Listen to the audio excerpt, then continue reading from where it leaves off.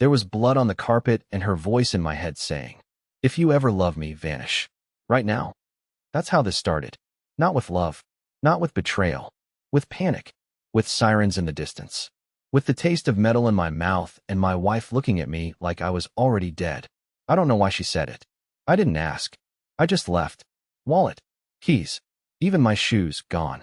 I sprinted out the back door in socks soaked with God knows what, heart pounding like it wanted to tear out of my chest. That was 5 years ago. People think vanishing is the hard part. It's not. Staying gone is. Try living without a bank account, without ID, without the right to exist. Try convincing motel owners to let you work the night desk for half rent. Try forgetting someone who told you they loved you and then handed you an unspoken death sentence. Yeah, didn't think so. The first year was silence. No calls, no cops, no headlines. Whatever happened that night, whatever I ran from, she made sure it never reached me. But that didn't mean it went away. I slept in storage units, church basements, a broken-down van with no windows. My name became Kyle, then Mark, then Nolan. I taught myself how to weld, fix small engines. I worked on junk that didn't belong to anyone. But I never stopped thinking about her. Was she alive? Was she safe? Was I the reason she wasn't? And then the postcard came. No name, no return address. Just 4 words in handwriting I hadn't seen in half a decade. "You're not safe anymore." That's when I knew. She hadn't forgotten me. She'd protected me. And now something had changed. I didn't even pack a bag. I took a bus across 3 states, hitchhiked through 2 more. And when I finally saw her, in a hospital gown, hooked up to wires and barely conscious, I didn't even get a word out. She opened her eyes, looked at me, and dropped like a puppet with its strings cut. I ran to catch her. But before I touched her, a nurse grabbed my arm and said, "Sir, she's under federal protection. Who are you?" The nurse's hand gripped my forearm like a vice. She repeated the question, slower this time, like I was either deaf or lying. "Sir, who are you?" I opened my mouth, but my real name caught in my throat like a splinter. I hadn't said it out loud in so long that it felt foreign, like it belonged to someone else. Maybe it did. Maybe the man who used to be Julian Fisher had truly disappeared that night. And maybe this version of me, this tired, worn-down echo of who I used to be, wasn't supposed to come back. But she was here. Nora. Alive. Breathing. Barely. I looked past the nurse, through the sliver of curtain where Nora lay unconscious, pale and fragile like I'd never seen her. Her red hair was matted, her face thinner, jaw sharper. Something had drained her. The fire she used to walk with? Gone. Replaced by tubes and beeping machines and hospital-white stillness. The nurse didn't let go. "You can't be here. Security's on its way." So I ran. Again. I don't even remember my feet moving. 1 second I was there, and the next I was tearing down a stairwell, breath short, hands trembling like I'd just escaped prison. Maybe I had. Except this time, I didn't know whose prison I was in. I didn't stop until I hit a gas station 4 blocks down. I locked myself in the bathroom and sat on the floor. My reflection in the mirror didn't look like me. Just a drifter with tired eyes and a 5-year-old secret rotting inside his chest. I had so many questions I didn't know where to begin. How was she still alive? Why was she under federal protection? And why the hell did someone send me a warning just before she collapsed? The next day, I made a mistake. I Googled her name. There were no recent articles, no criminal records. But there was one tiny mention on a local forum, a thread about whistleblowers that had been archived and half erased. Someone with a blurred-out name had dropped this comment under an anonymous thread. N.F. was never supposed to talk. They thought she wouldn't survive the fire. She did. Now they're watching her again. A fire? I hadn't heard about any fire. At least, not back then. But I remembered the night I left. The sirens. The smell of smoke. The red glow outside our bedroom window.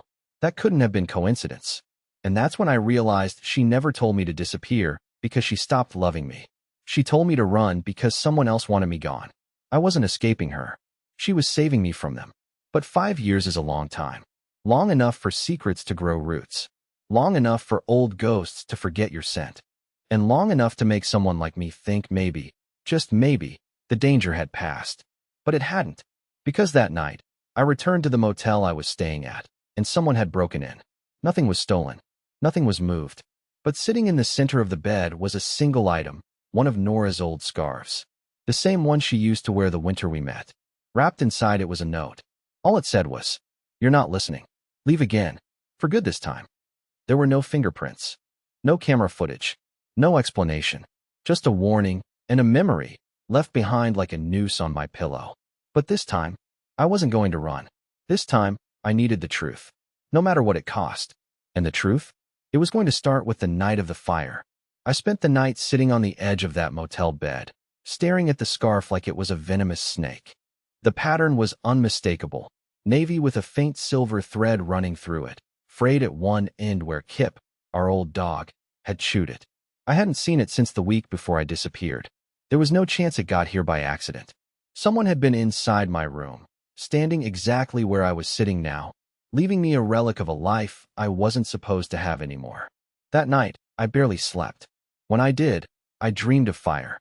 In my dream, the walls of our old apartment melted like wax, and I could hear Nora's voice somewhere on the other side of the smoke, not calling for help, but telling me to run. When I woke up, my hands were shaking so badly I dropped my phone. But I wasn't scared anymore, not in the way I had been for 5 years. This was something else, a kind of cold fury. Someone had been pulling the strings of my life without my consent, and I was done letting them. I started digging. I found a library computer 2 towns over and spent hours combing through 5-year-old local news archives. That's when I finally found it. A tiny, 2-paragraph article buried under local incidents. Electrical fire in East Bridge Apartments, the headline read. The date? The night I disappeared. The location? Our building. It said 2 units were destroyed and multiple residents displaced.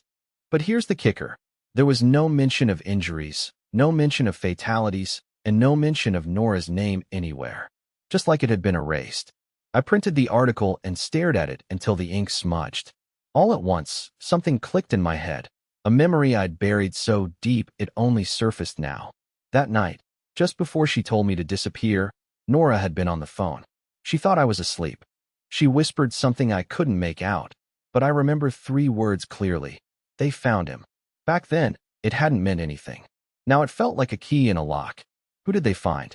And why did it mean I had to vanish? The next few days I traced every thread I could. Old contacts, ex-coworkers, even the landlord who'd replaced me on the lease. Everyone had the same story. Nora had moved out weeks after the fire, paid cash, left no forwarding address. But one name came up twice, a man called Amos Rigg, supposedly a contractor who had helped with repairs after the fire, but whose name didn't appear on any official paperwork. So I drove 3 hours to the only address I could find connected to him, a rusting storage yard on the edge of an industrial park. The gate was unlocked. Inside, there were rows of shipping containers with faded numbers. It looked abandoned, but the air had that charged silence of a place someone still visits. I found the number painted in black on one of the containers, 57. It matched a scribble I'd seen on the back of the note wrapped in Nora's scarf. My pulse felt like a drum in my ears. Against every shred of self-preservation, I went inside. There were no lights. Just the glow of my phone screen cutting across stacks of old files, boxes marked with numbers, and a smell like charred wood. At the back, something caught my eye, a photograph, tacked to the wall with a rusty nail. It was Nora, taken at least 6 years ago, before everything. And next to her, with his face cut out of the picture, was a man in a gray suit. Underneath the photo, someone had written one sentence in marker. He still doesn't know. I stumbled back so fast I knocked over a crate. Papers spilled everywhere, burned invoices, doctored leases, photos of people I didn't recognize. And then, from the dark corner of the container, I heard a sound. Not a rat, not the wind. Breathing. Someone was in there with me. I turned, but before I could see, a hand shot out of the shadows and slammed the door shut. The door slammed shut behind me with a metallic echo that swallowed every other sound. I spun around, my phone barely illuminating more than a few feet in front of me, just enough to see the thin swirl of dust stirred up from the floor. Silence returned, thick and absolute. I held my breath, trying to hear past the hammering in my chest. There was someone in that container with me. I hadn't imagined the breathing. It was too distinct, too human, too close. "Who's there?" I said, my voice shaking despite my best effort to steady it. Nothing. Just the low hum of my phone and the distant creak of metal settling into itself. I took a step backward and hit something, soft but solid. Before I could turn around, a voice cut through the dark. Low, slow, and ragged. You should have stayed gone. I froze. Every hair on my body stood up. The voice didn't sound like a threat, not exactly, more like a fact. A tired, grim truth spoken by someone who'd been waiting far too long to say it. I turned and raised the light.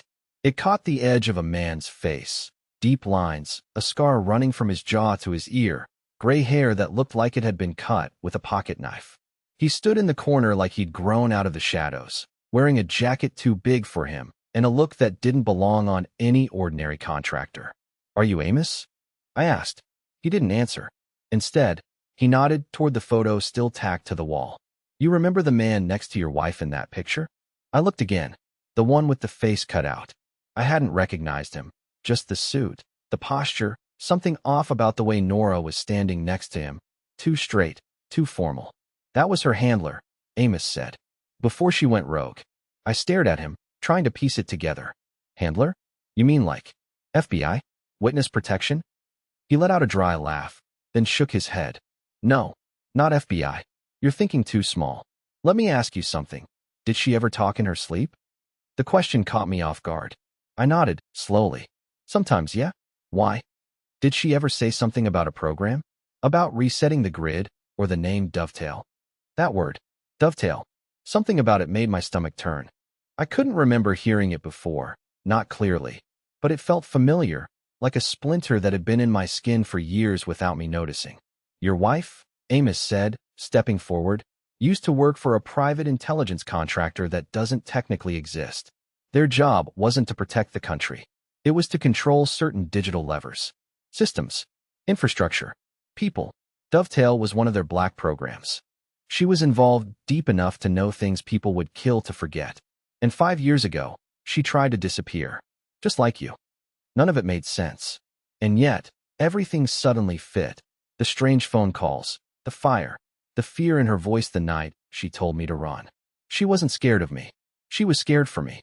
I had been living next to a woman carrying a secret that could burn down more than just our apartment. Why now? I asked. Why reach out after all this time? Why let me find her again? He crouched, picked up one of the folders that had spilled on the floor, and handed it to me. Inside were photos, grainy, taken through long-range lenses.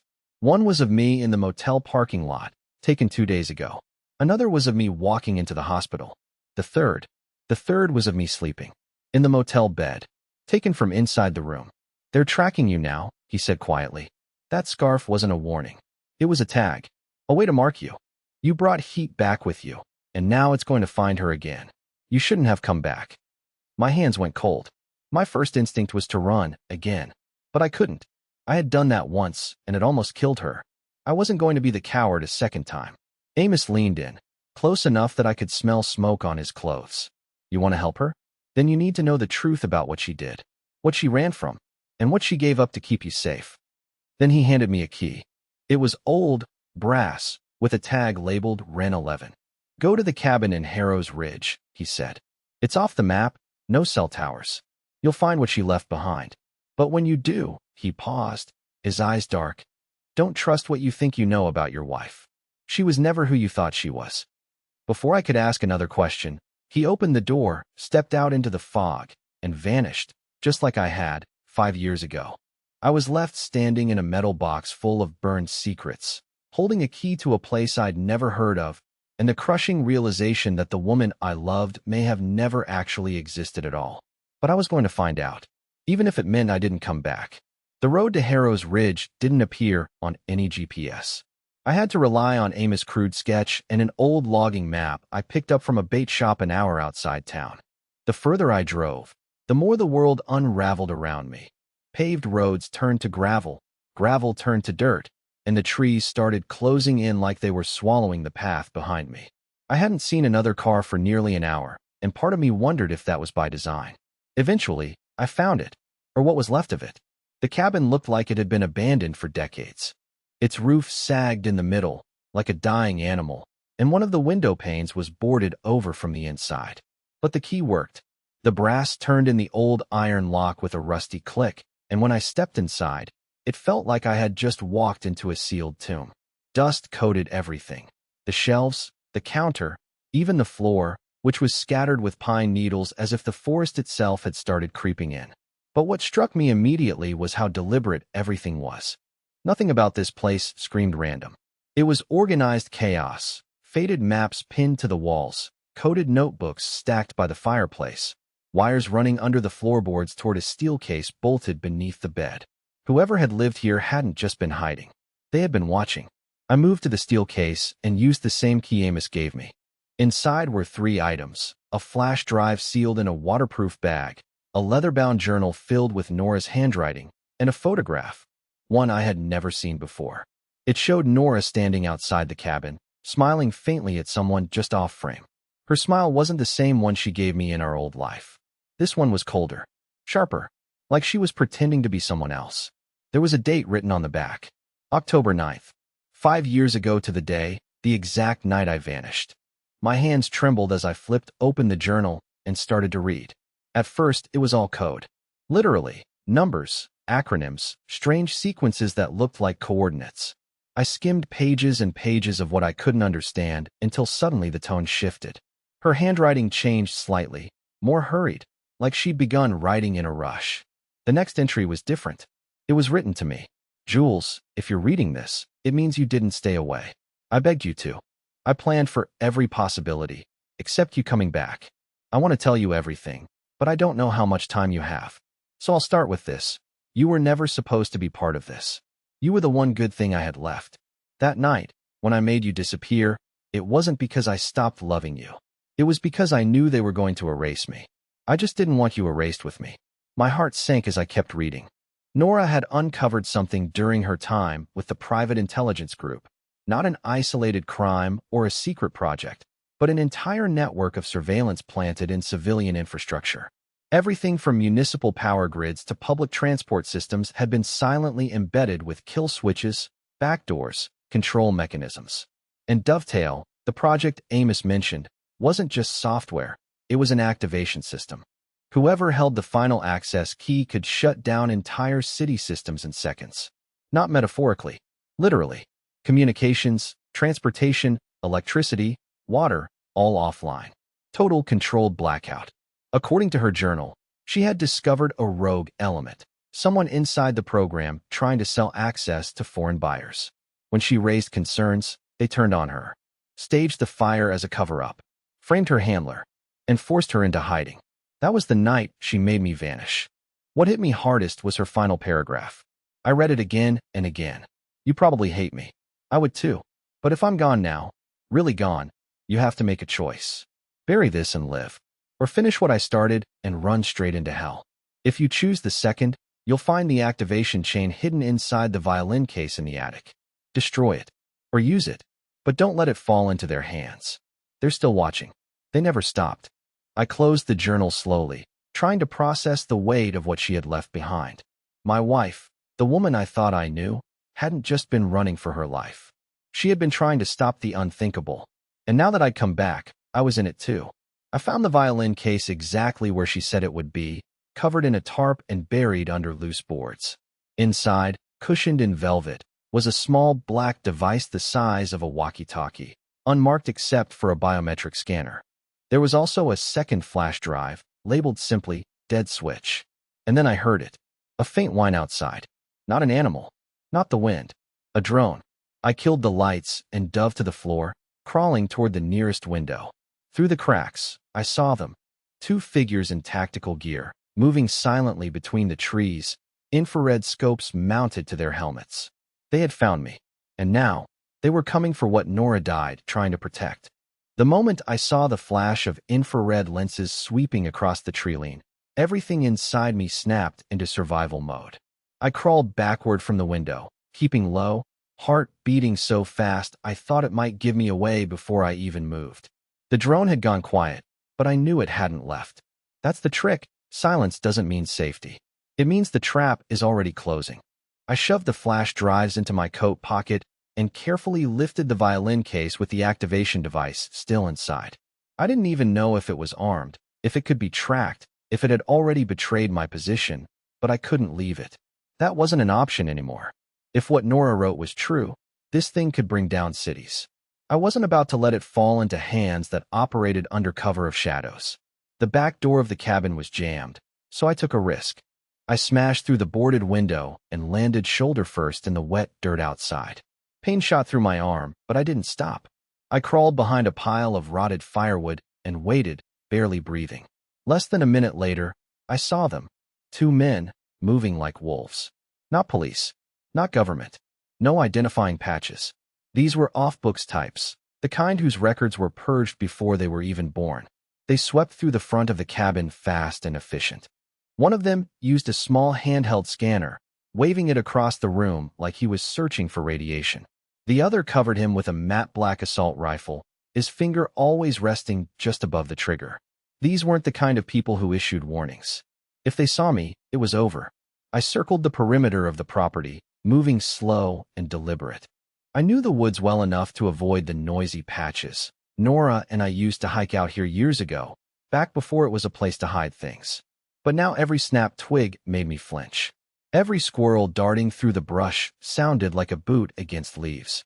It took me 40 minutes to reach the old forest access road where I'd parked my car. By the time I got there, the sun was low, bleeding gold through the canopy.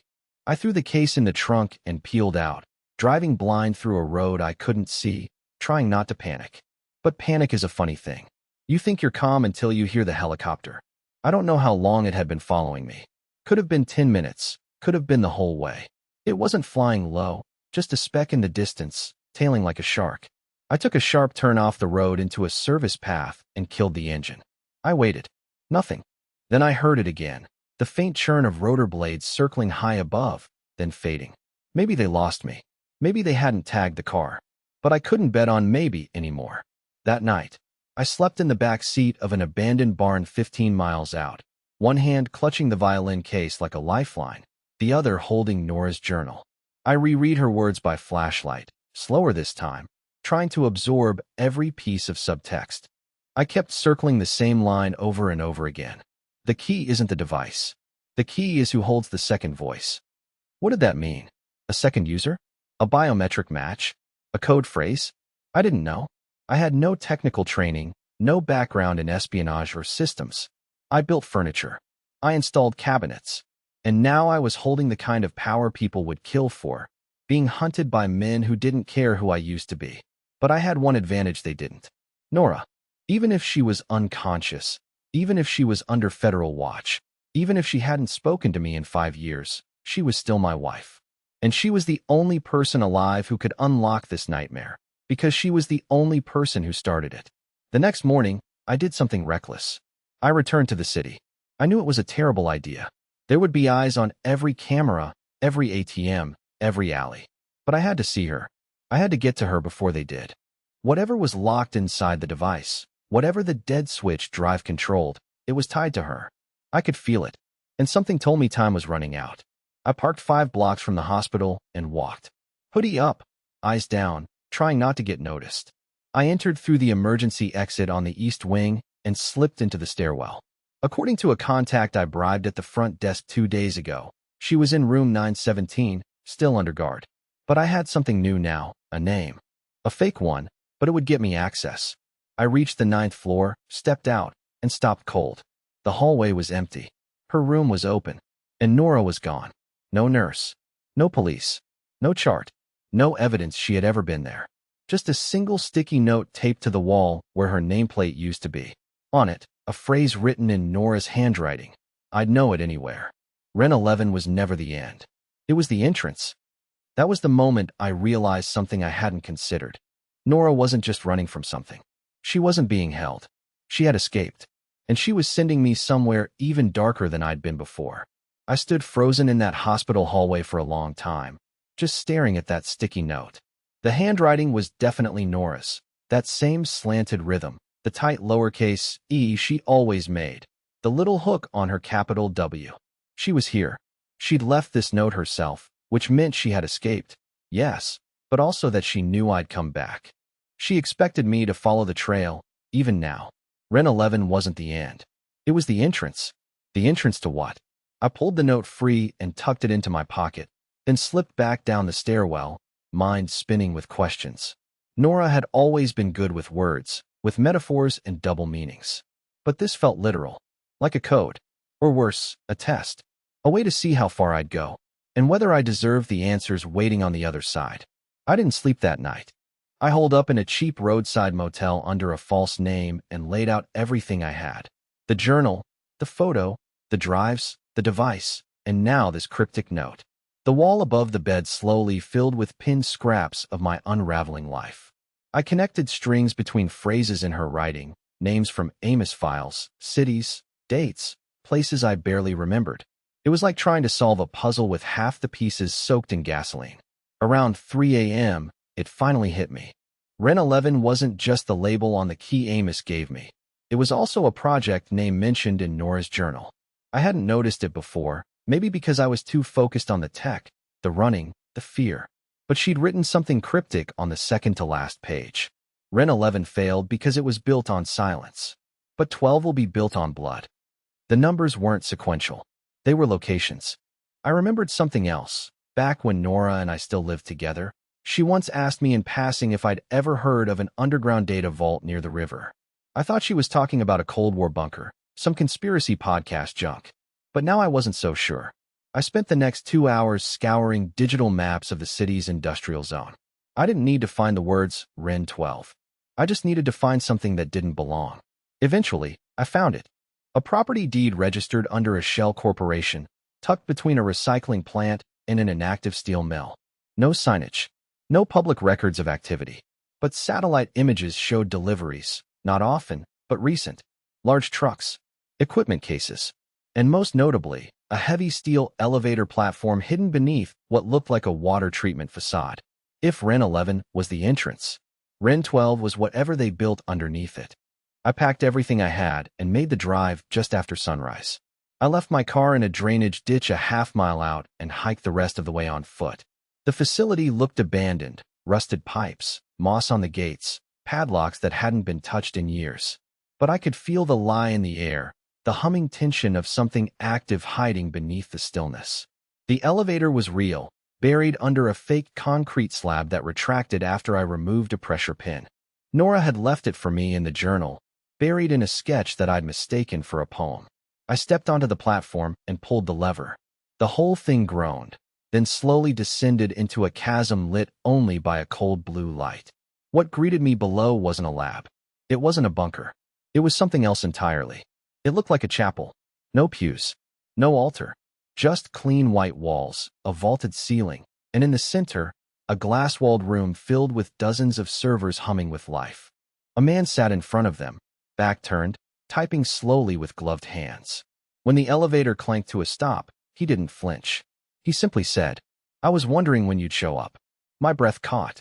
I didn't recognize the voice, but I recognized the name he spoke next. She said if you ever came back, to make sure you saw the truth with your own eyes. That's why I kept it running, even after she disconnected. I stepped closer. The glass shimmered slightly from the internal lights, like a fogged aquarium.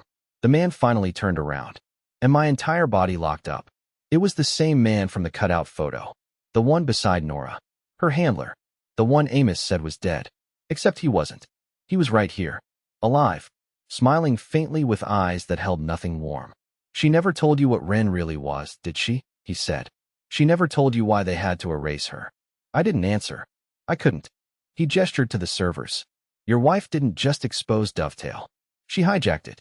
She was planning to use it to dismantle the network from the inside. But she needed 2 biometric signatures to activate the core protocol. Hers." He trailed off. I didn't need him to finish the sentence. "And mine." I whispered. "No," he said, tilting his head. "Yours." The air went still. Everything I thought I knew, everything I believed about Nora, about why she made me vanish, was shattered in that moment. I hadn't been collateral. I hadn't been protected. I'd been part of the plan all along. I stood there, staring at the man who had once controlled my wife's life, and now, apparently, mine too. His eyes studied me like I was a cracked cipher he'd finally begun to solve. Every breath I took felt heavy with the realization that I wasn't just a bystander in Nora's story. I was a failsafe, a key, one she trusted more than I ever understood. She built it around you, he said. From the very beginning. Every layer of encryption, every fragment of the dovetail core is locked to your biometric signature. She didn't just love you. She anchored the entire system to you. I felt the floor shift beneath that truth. It was like finding out your whole life was a map, and you were the destination. The man stood and walked toward a control panel near the glass room. If I wanted to, I could wipe this entire place in seconds. Burn it down, bury the servers, erase the last trace of her rebellion. But I didn't, because I want to see what she saw. I want to know what kind of man she trusted with the most dangerous access key on Earth. I didn't follow. Instead, I walked straight to the biometric panel mounted at the heart of the room. My reflection stared back at me in the glass. For a moment, I saw myself the way Nora must have, not as a coward, not as a runaway, but as someone she believed in enough to entrust with a revolution. I placed my hand on the scanner. The lights shifted from red to green. A deep hum began to rise from the servers, like the system had finally exhaled after 5 long years. The screen above me blinked to life, cycling through logs, old surveillance feeds, encrypted messages, and finally, a blinking prompt.